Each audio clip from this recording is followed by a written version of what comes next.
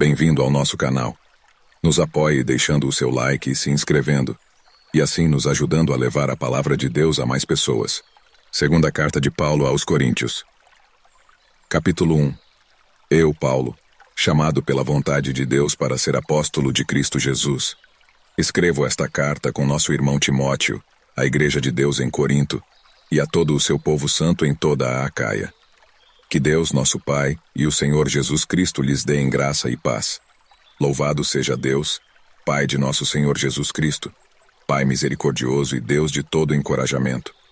Ele nos encoraja em todas as nossas aflições, para que, com o encorajamento que recebemos de Deus, possamos encorajar outros quando eles passarem por aflições. Pois, quanto mais sofrimento por Cristo suportarmos, mais encorajamento será derramado sobre nós por meio de Cristo. Mesmo quando estamos sobrecarregados de aflições, é para o encorajamento e a salvação de vocês. Pois, quando somos encorajados, certamente encorajaremos vocês, e então vocês poderão suportar pacientemente os mesmos sofrimentos que nós. Temos firme esperança de que, assim como vocês participam de nossos sofrimentos, também participarão de nosso encorajamento. Irmãos, queremos que saibam das aflições pelas quais passamos na província da Ásia. Fomos esmagados e oprimidos além da nossa capacidade de suportar, e pensamos que não sobreviveríamos.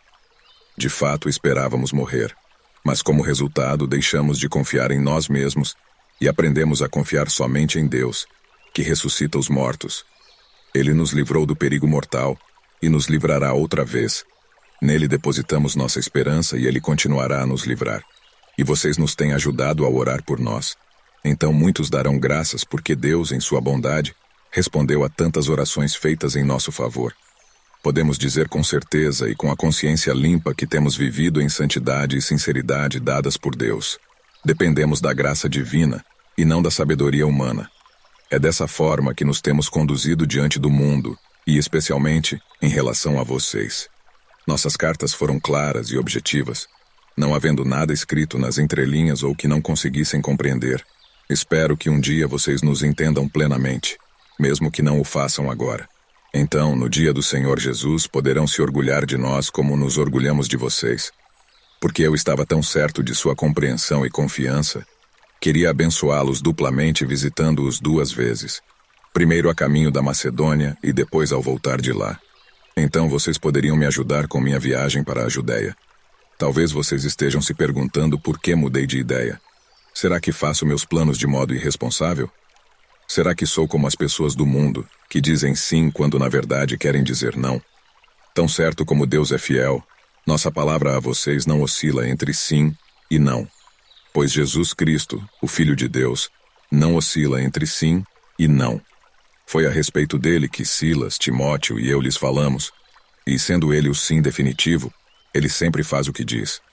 Pois todas as promessas de Deus se cumpriram em Cristo com um alto e claro sim. E por meio de Cristo, confirmamos isso, de modo que nosso amém se eleva a Deus para sua glória. É Deus quem nos capacita e a vocês a permanecermos firmes em Cristo.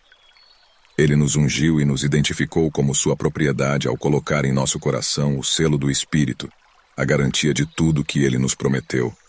Agora invoco a Deus como testemunha de que foi para poupá-los que ainda não voltei a Corinto. Isso não significa que queremos controlar vocês, dizendo-lhes como exercer sua fé. Nosso desejo é trabalhar com vocês para que tenham alegria, pois é pela fé que permanecem firmes. Capítulo 2. Por isso resolvi não entristecê-los com outra visita dolorosa, pois se eu lhes causar tristeza, quem me alegrará? Certamente não serão aqueles a quem entristeci. Esse foi o motivo de eu ter escrito como o fiz para que, quando eu for, não seja entristecido por aqueles que deveriam me alegrar.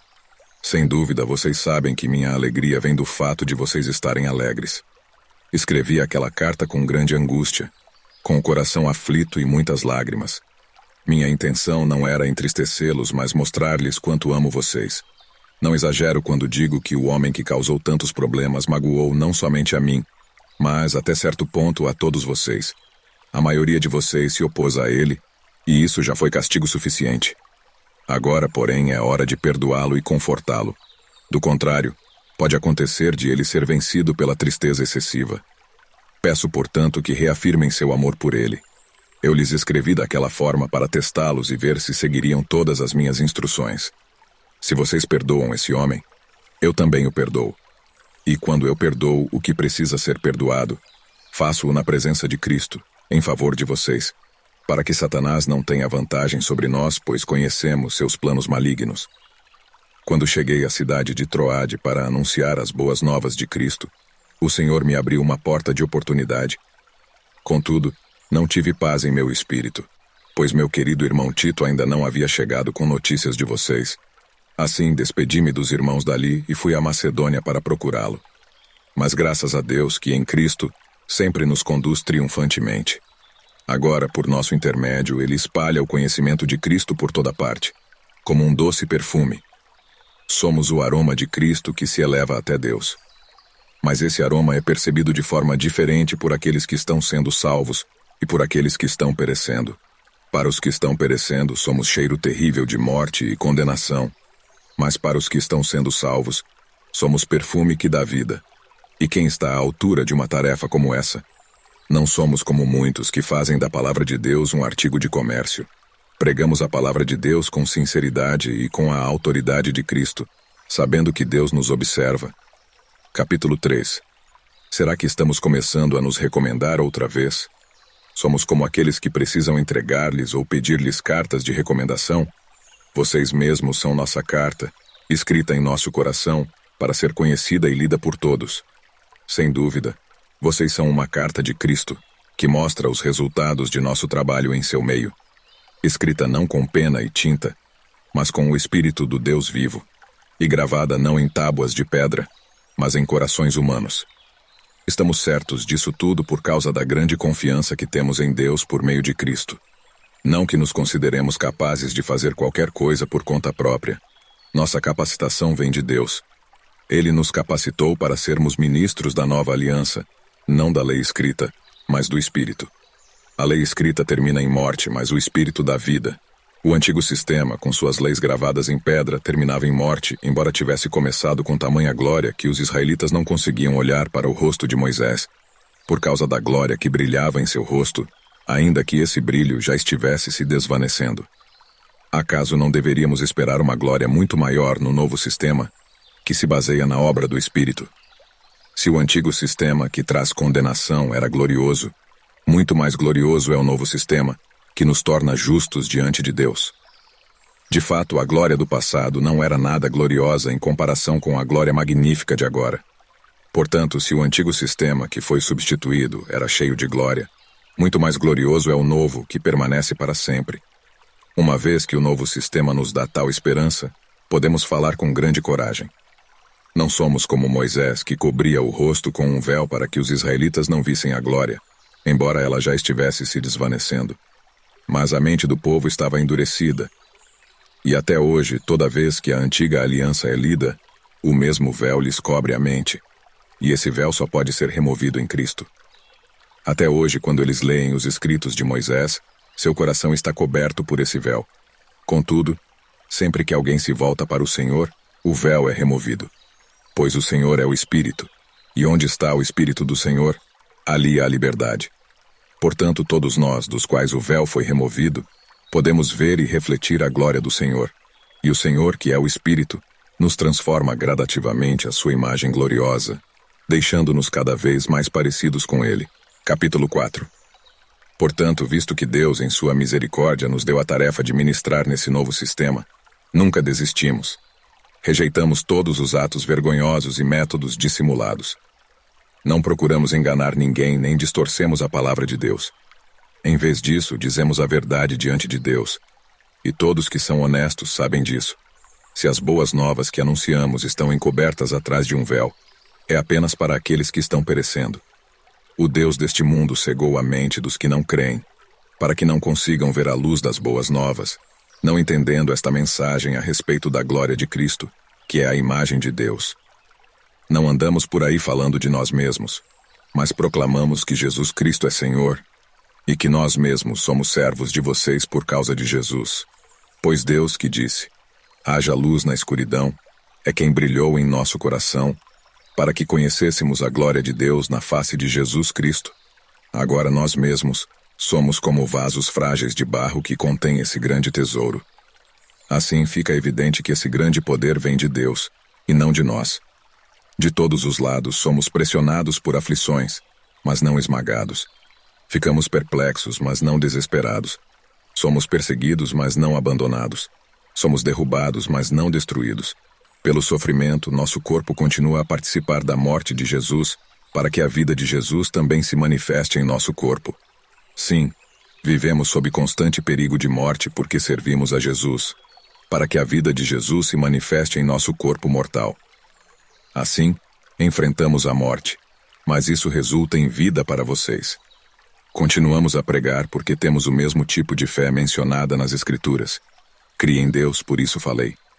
Sabemos que Deus, que ressuscitou o Senhor Jesus, também nos ressuscitará com Jesus e nos apresentará a Ele junto com vocês. Tudo isso é para o bem de vocês. E à medida que a graça alcançar mais pessoas, haverá muitas ações de graças e Deus receberá cada vez mais glória. Por isso nunca desistimos. Ainda que nosso exterior esteja morrendo, nosso interior está sendo renovado a cada dia. Pois estas aflições pequenas e momentâneas que agora enfrentamos produzem para nós uma glória que pesa mais que todas as angústias e durará para sempre. Portanto, não olhamos para aquilo que agora podemos ver. Em vez disso, fixamos o olhar naquilo que não se pode ver. Pois as coisas que agora vemos logo passarão, mas as que não podemos ver durarão para sempre. Capítulo 5. Sabemos que quando o nosso corpo terreno, esta tenda em que vivemos, se desfizer, teremos um corpo eterno, uma casa no céu feita para nós pelo próprio Deus, e não por mãos humanas. Na tenda terrena gememos e desejamos ansiosamente nos vestir com nosso lar celestial, como se fosse uma roupa nova, porque de fato nos vestiremos com um corpo celestial, e não ficaremos despidos. Enquanto vivemos nesta tenda que é o corpo terreno, gememos e suspiramos, mas isso não significa que queremos ser despidos. Na verdade, queremos vestir nosso corpo novo, para que este corpo mortal seja engolido pela vida. Deus nos preparou para isso, e como garantia, nos deu o Espírito. Portanto, temos sempre confiança, apesar de sabermos que enquanto vivemos neste corpo, não estamos em nosso lar com o Senhor, porque vivemos por fé e não pelo que vemos. Sim, temos confiança absoluta e preferíamos deixar este corpo terreno, pois então estaríamos em nosso lar com o Senhor. Assim, quer estejamos neste corpo, quer o deixemos, nosso objetivo é agradar ao Senhor. Pois todos nós teremos de comparecer diante do tribunal de Cristo, para que cada um receba o que merecer pelo bem ou pelo mal que tiver feito neste corpo terreno. Assim, conhecendo o temor ao Senhor, procuramos persuadir outros. Deus sabe que somos sinceros, e espero que vocês também o saibam. Estamos mais uma vez nos recomendando a vocês? Nada disso. Estamos apenas lhes dando motivos para que se orgulhem de nós, a fim de que possam responder àqueles que se orgulham nas aparências e não no coração. Se parecemos loucos é para dar glória a Deus, e se mantemos o juízo é para o bem de vocês. De qualquer forma, o amor de Cristo nos impulsiona, porque cremos que Ele morreu por todos. Também cremos que todos morreram. Ele morreu por todos, para que os que recebem sua nova vida não vivam mais para si mesmos, mas para Cristo, que morreu e ressuscitou por eles. Portanto, não avaliamos mais ninguém do ponto de vista humano. Em outros tempos pensávamos em Cristo apenas do ponto de vista humano, mas agora o conhecemos de modo bem diferente. Logo, todo aquele que está em Cristo se tornou nova criação. A velha vida acabou e uma nova vida teve início. E tudo isso vem de Deus, aquele que nos trouxe de volta para si por meio de Cristo e nos encarregou de reconciliar outros com Ele. Pois em Cristo, Deus estava reconciliando consigo o mundo, não levando mais em conta os pecados das pessoas. E Ele nos deu esta mensagem maravilhosa de reconciliação. Agora, portanto, somos embaixadores de Cristo. Deus faz seu apelo por nosso intermédio. Falamos em nome de Cristo quando dizemos: reconciliem-se com Deus. Pois Deus fez de Cristo, aquele que nunca pecou, a oferta por nosso pecado, para que por meio dele fôssemos declarados justos diante de Deus. Capítulo 6. Como cooperadores de Deus, suplicamos a vocês que não recebam em vão a graça de Deus. Pois Deus diz: no tempo certo eu o ouvi, no dia da salvação eu lhe dei socorro. De fato, agora é o tempo certo, Hoje é o dia da salvação. Vivemos de forma que ninguém tropece por nossa causa nem tenha motivo para criticar nosso ministério. Em tudo que fazemos, mostramos que somos verdadeiros servos de Deus. Suportamos pacientemente aflições, privações e calamidades de todo tipo. Fomos espancados e encarcerados, enfrentamos multidões furiosas, trabalhamos até a exaustão, suportamos noites sem dormir e passamos fome. Mostramos quem somos por nossa pureza, nosso entendimento, nossa paciência e nossa bondade pelo Espírito Santo que vive em nós e por nosso amor sincero. Proclamamos a verdade fielmente e o poder de Deus opera em nós. Usamos as armas da justiça, com a mão direita para atacar e com a mão esquerda para defender. Servimos quer as pessoas nos honrem, quer nos desprezem, quer nos difamem, quer nos elogiem. Somos chamados de impostores, apesar de sermos honestos. Somos tratados como desconhecidos, embora sejamos bem conhecidos. Vivemos à beira da morte, mas ainda estamos vivos. Fomos espancados, mas não mortos. Nosso coração se entristece, mas sempre temos alegria. Somos pobres, mas enriquecemos a muitos outros. Não possuímos nada e, no entanto, temos tudo. Queridos coríntios, falamos a vocês com toda a honestidade e lhes abrimos o coração. Não falta amor da nossa parte, mas vocês nos negaram seu afeto. Peço que retribuam esse amor como se fossem meus próprios filhos. Abram o coração para nós. Não se ponham em julgo desigual com os descrentes. Como pode a justiça ser parceira da maldade? Como pode a luz conviver com as trevas? Que harmonia pode haver entre Cristo e o diabo? Como alguém que crê pode se ligar a quem não crê? E que união pode haver entre o templo de Deus e os ídolos? Pois somos o templo do Deus vivo. Como ele próprio disse: habitarei e andarei no meio deles. Serei o seu Deus, e eles serão o meu povo. Portanto, afastem-se e separem-se deles, diz o Senhor. Não toquem em coisas impuras, e eu os receberei. Eu serei seu pai, e vocês serão meus filhos e minhas filhas, diz o Senhor Todo-Poderoso. Capítulo 7.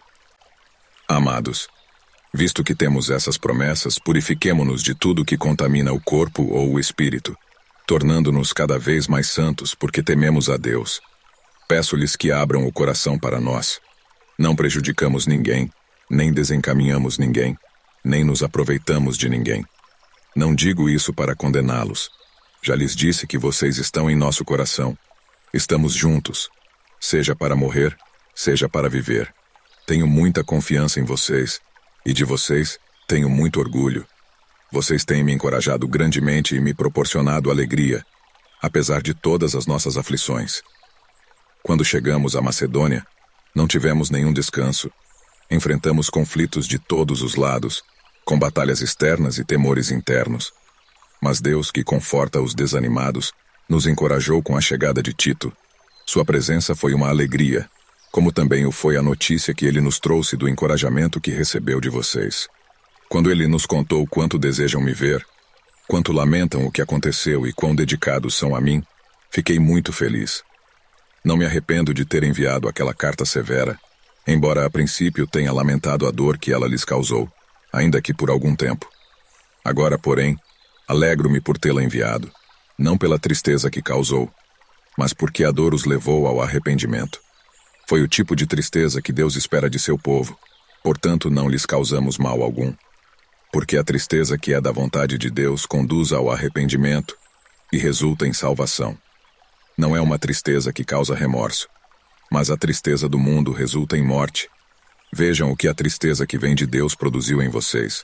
Trouxe dedicação, defesa de suas ações, indignação, temor, desejo de me ver, zelo e prontidão em punir a injustiça. Vocês mostraram que fizeram todo o necessário para corrigir a situação. Portanto, não lhes escrevi para falar de quem havia errado e de quem havia sido prejudicado, mas para que, diante de Deus, pudessem ver por si mesmos como são dedicados a nós. Fomos grandemente encorajados por isso. Além de nos sentirmos encorajados, ficamos particularmente contentes de ver Tito alegre porque todos vocês o receberam bem e o tranquilizaram. Eu tinha dito a ele quanto me orgulhava de vocês, e vocês não me decepcionaram. Sempre lhes disse a verdade e ficou provado que eu tinha razão ao elogiá-los. Ele os estima ainda mais quando se lembra de como todos vocês lhe obedeceram e o receberam bem, com temor e profundo respeito. Fico muito feliz por poder ter plena confiança em vocês. Capítulo 8. Agora, irmãos, queremos que saibam o que Deus, em sua graça, tem feito por meio das igrejas da Macedônia. Elas têm sido provadas com muitas aflições, mas sua grande alegria e extrema pobreza transbordaram em rica generosidade. Posso testemunhar que deram não apenas o que podiam, mas muito além disso, e o fizeram por iniciativa própria. Eles nos suplicaram repetidamente o privilégio de participar da oferta ao povo santo. Fizeram até mais do que esperávamos, pois seu primeiro passo foi entregar-se ao Senhor e a nós, como era desejo de Deus. Por isso pedimos a Tito, que inicialmente encorajou vocês a contribuírem, que os visitasse outra vez e os animasse a completar esse serviço de generosidade. Visto que vocês se destacam em tantos aspectos, na fé, nos discursos eloquentes, no conhecimento, no entusiasmo e no amor que receberam de nós, queríamos que também se destacassem no generoso ato de contribuir. Não estou ordenando que o façam, mas sim testando a sinceridade de seu amor ao compará-lo com a dedicação de outros. Vocês conhecem a graça de nosso Senhor Jesus Cristo. Embora fosse rico, por amor a vocês ele se fez pobre, para que por meio da pobreza dele vocês se tornassem ricos. Este é meu conselho. Seria bom que terminassem o que começaram há 1 ano, quando foram os primeiros a querer contribuir e a efetivamente fazê-lo. Assim completem o que começaram. Que a boa vontade demonstrada no princípio seja igualada, agora, por sua contribuição. Doem proporcionalmente àquilo que possuem. Tudo que derem será aceitável, desde que o façam de boa vontade, de acordo com o que têm, e não com o que não têm. Não que sua contribuição deva facilitar a vida dos outros e dificultar a de vocês. Quero dizer apenas que deve haver igualdade. No momento, vocês têm fartura e podem ajudar os que passam por necessidades. Em outra ocasião, eles terão fartura e poderão compartilhar com vocês quando for necessário. Assim haverá igualdade. Como dizem as Escrituras, para aqueles que muito recolheram, nada sobrou, e para aqueles que pouco recolheram, nada faltou. Agradeço a Deus porque Ele concedeu a Tito a mesma dedicação que eu tenho por vocês. Tito recebeu com prazer nosso pedido para que os visitasse outra vez. Na verdade, ele mesmo estava ansioso para ir e vê-los. Com ele estamos enviando outro irmão que é elogiado por todas as igrejas como pregador das boas novas. Ele foi nomeado pelas igrejas para nos acompanhar quando levarmos a oferta, um serviço que visa glorificar o Senhor e mostrar nossa disposição de ajudar. Com isso, queremos evitar qualquer crítica à nossa maneira de administrar essa oferta generosa. Tomamos o cuidado de agir honradamente, não só aos olhos do Senhor, mas também diante das pessoas. Além disso, estamos enviando com eles outro irmão que muitas vezes deu provas de seu bom caráter e que, em várias ocasiões e de diversas maneiras, demonstrou enorme dedicação. E por causa da grande confiança que ele tem em vocês, agora está ainda mais empolgado. Se alguém lhes perguntar a respeito de Tito, digam que ele é meu colaborador, que trabalha comigo para ajudar vocês. Quanto aos irmãos que o acompanham, foram enviados pelas igrejas e trazem honra a Cristo, portanto mostrem diante deles seu amor e provem para todas as igrejas que temos razão ao elogiar vocês. Capítulo 9. Na verdade, quanto a esse serviço ao povo santo, não preciso lhes escrever. Sei quanto estão ansiosos para ajudar e expressei às igrejas da Macedônia meu orgulho de que vocês, na Acaia, estão prontos para enviar uma oferta desde o ano passado. De fato, foi sua dedicação que incentivou muitos a também contribuir. Ainda assim, envio esses irmãos para me certificar de que vocês estão preparados, como tenho dito a eles. Não quero elogiar vocês sem razão. Que vexame seria para nós, e ainda mais para vocês, se alguns macedônios chegassem comigo e descobrissem que vocês não estão preparados, depois de tudo que eu disse a eles.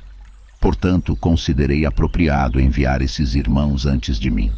Eles cuidarão para que a oferta que vocês prometeram esteja pronta, que seja, porém, uma oferta voluntária e não entregue de má vontade. Lembrem-se, quem lança apenas algumas sementes obtém uma colheita pequena, mas quem semeia com fartura obtém uma colheita farta. Cada um deve decidir em seu coração quanto dar. Não contribuam com relutância ou por obrigação, pois Deus ama quem dá com alegria. Deus é capaz de lhes conceder todo tipo de bênçãos, para que, em todo tempo, vocês tenham tudo de que precisam, e muito mais ainda para repartir com outros.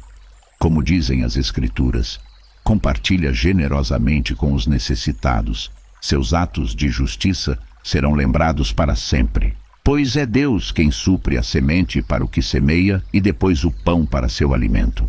Da mesma forma, Ele proverá e multiplicará sua semente e produzirá por meio de vocês muitos frutos de justiça. Em tudo vocês serão enriquecidos a fim de que possam ser sempre generosos. E quando levarmos sua oferta para aqueles que precisam dela, eles darão graças a Deus. Logo, duas coisas boas resultarão desse ministério de auxílio. As necessidades do povo santo serão supridas, e eles expressarão com alegria sua gratidão a Deus.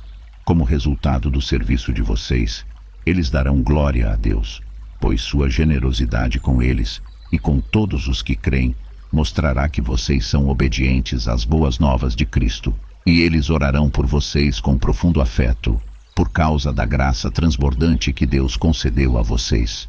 Graças a Deus por essa dádiva tão maravilhosa que nem as palavras conseguem expressar. Capítulo 10. Agora eu, Paulo, apelo a vocês com a mansidão e a bondade de Cristo, mesmo ciente de que vocês me consideram fraco pessoalmente e duro apenas à distância, quando lhes escrevo. Pois bem, suplico-lhes que quando eu for visitá-los, não precise ser duro com aqueles que pensam que agimos segundo motivações humanas. Embora sejamos humanos, não lutamos conforme os padrões humanos. Usamos as armas poderosas de Deus e não as armas do mundo, para derrubar as fortalezas do raciocínio humano e acabar com os falsos argumentos. Destruímos todas as opiniões arrogantes que impedem as pessoas de conhecer a Deus. Levamos cativo todo pensamento rebelde e o ensinamos a obedecer a Cristo. E depois que vocês se tornarem inteiramente obedientes, estaremos prontos para punir todos que insistirem em desobedecer. Vocês se preocupam apenas com o que é aparente. Aqueles que afirmam pertencer a Cristo devem reconhecer que pertencemos a Cristo tanto quanto eles. Pode parecer que estou me orgulhando além do que deveria da autoridade que o Senhor nos deu, mas nossa autoridade visa edificar vocês e não destruí-los. Portanto, não me envergonharei de usá-la. Não é minha intenção assustar vocês com minhas cartas, pois alguns dizem: as cartas de Paulo são exigentes e enérgicas, mas em pessoa ele é fraco e seus discursos de nada valem. Essa gente deveria perceber que quando estivermos presentes em pessoa, nossas ações serão tão enérgicas quanto aquilo que dizemos à distância em nossas cartas. Não nos atreveríamos a nos classificar como esses indivíduos nem a nos comparar com eles, que se julgam tão importantes. Ao se compararem apenas uns com os outros, usando a si mesmos como medida, só mostram como são ignorantes. Não nos orgulharemos do que se fez fora de nosso campo de autoridade. Antes, nos orgulharemos apenas do que aconteceu dentro dos limites da obra que Deus nos confiou, que inclui nosso trabalho com vocês. Quando afirmamos ter autoridade sobre vocês, não ultrapassamos esses limites, pois fomos os primeiros a chegar até vocês com as boas novas de Cristo. Também não nos orgulhamos do trabalho realizado por outros, nem assumimos o crédito por ele. Pelo contrário, esperamos que sua fé cresça de tal modo que se ampliem os limites de nosso trabalho entre vocês. Então poderemos anunciar as boas novas em outros lugares, para além de sua região, onde ninguém esteja trabalhando. Assim, ninguém pensará que estamos nos orgulhando do trabalho feito em território de outros. Como dizem as Escrituras, quem quiser orgulhar-se, orgulhe-se somente no Senhor. Quando alguém elogia a si mesmo, esse elogio não tem valor algum. O importante mesmo é ser aprovado pelo Senhor. Capítulo 11. Espero que vocês suportem um pouco mais de minha insensatez. Por favor, continuem a ser pacientes comigo, pois o cuidado que tenho com vocês vem do próprio Deus. Eu os prometi como noiva pura a um único marido, Cristo. No entanto, temo que sua devoção pura e completa a Cristo seja corrompida de algum modo, como Eva foi enganada pela astúcia da serpente. Vocês aceitam de boa vontade o que qualquer um lhes diz, mesmo que anuncie um Jesus diferente daquele que lhes anunciamos, ou um espírito diferente daquele que vocês receberam, ou boas novas diferentes daquelas em que vocês creram. Contudo, não me considero em nada inferior aos tais superapóstolos que ensinam essas coisas. Posso não ter a técnica de um grande orador, mas não me falta conhecimento. Deixamos isso bem claro a vocês de todas as formas possíveis. Será que fiz mal quando me humilhei e os honrei anunciando-lhes as boas novas de Deus, sem esperar nada em troca? Para servir vocês, sem lhes ser pesado, tomei contribuições de outras igrejas que eram mais pobres que vocês. E quando estive com vocês e não tinha o suficiente para me sustentar, não fui um peso para ninguém. Pois os irmãos que vieram da Macedônia trouxeram tudo de que eu precisava. Nunca fui um peso para vocês, e nunca serei. Tão certo como a verdade de Cristo está em mim, ninguém em toda a Acaia jamais me impedirá de me orgulhar disso. Por quê? Porque não os amo. Deus sabe quanto os amo. Assim, continuarei a fazer o que sempre tenho feito. Com isso, frustrarei aqueles que procuram uma oportunidade de se orgulhar de realizar um trabalho como o nosso. Esses indivíduos são falsos apóstolos, obreiros enganosos disfarçados de apóstolos de Cristo. Mas não me surpreendo. Até mesmo Satanás se disfarça de anjo de luz. Portanto, não é de admirar que seus servos também finjam ser servos da justiça. No fim, receberão o castigo que suas obras merecem. Volto a dizer, não pensem que sou insensato, mas se o fizerem, aceitem-me como insensato, para que eu também me orgulhe um pouco. Não expresso esse meu orgulho como algo que vem do Senhor, mas como um insensato o faria. Uma vez que outros se orgulham de suas realizações humanas, farei o mesmo.